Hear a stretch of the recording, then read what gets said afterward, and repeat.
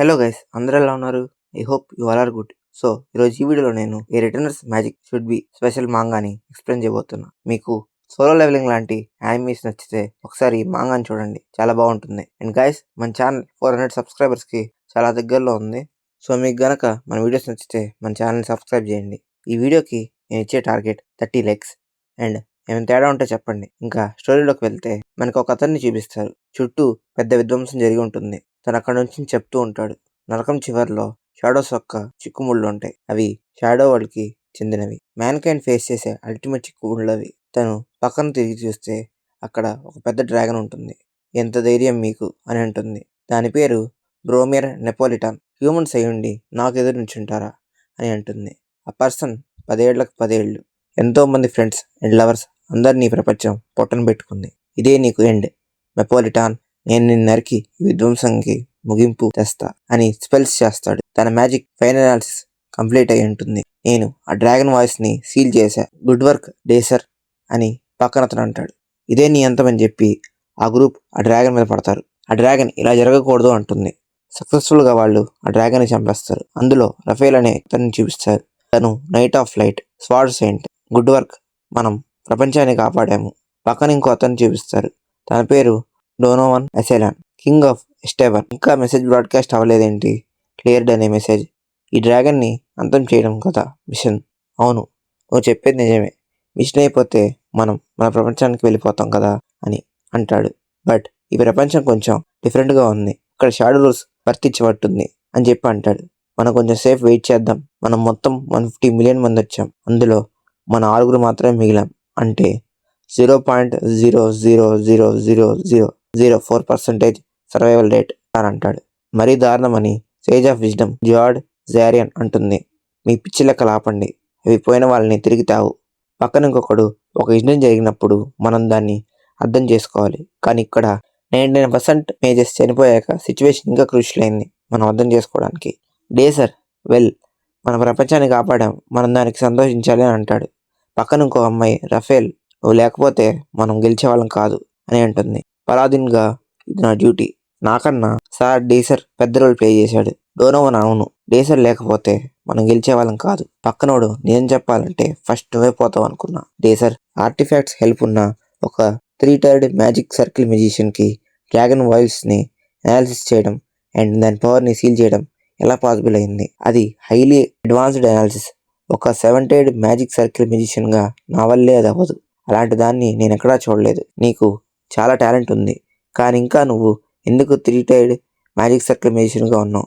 చెప్పు అని అడుగుతారు. నేను కామనర్ కాబట్టి పూర్తిగా ట్రైన్ అవ్వలేకపోయా. నేను ఇంకా నేర్చుకుని ఉంటే ఎక్కువ మందిని కాపాడేవాడిని అని డేసర్ అంటాడు. నువ్వు కనుక టవర్ ఆఫ్ మ్యాజిక్ దగ్గర ఉండి ఉంటే నీకు ఎండ్లెస్ అమౌంట్ ఆఫ్ సపోర్ట్ వచ్చేదని పక్కనోడు చెప్తాడు.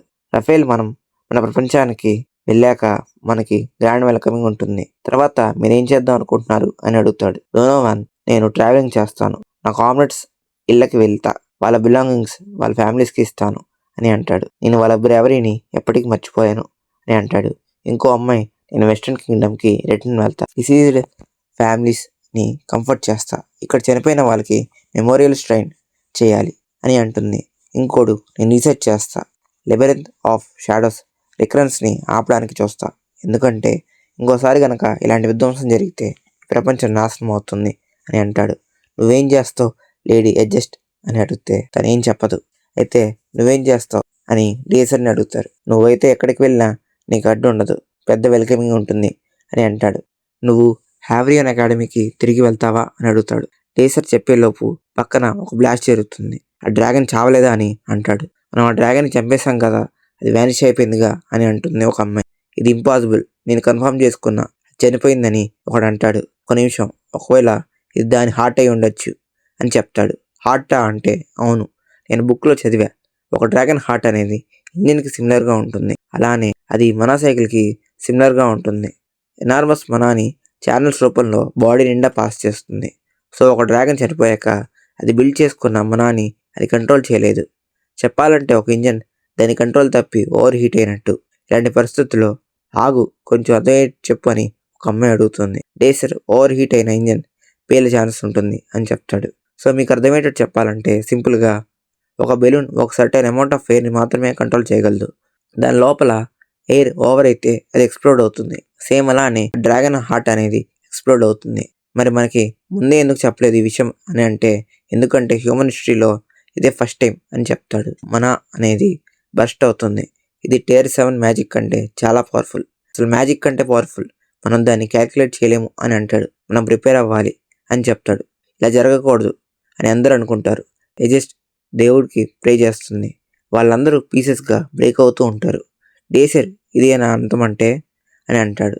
తన చేయి చూసుకుంటాడు. అది బ్రేక్ అవుతూ ఉంటుంది. కానీ సడన్గా అది నార్మల్గా అవుతుంది. తన ముందు ఒక అద్దం ఉంటుంది.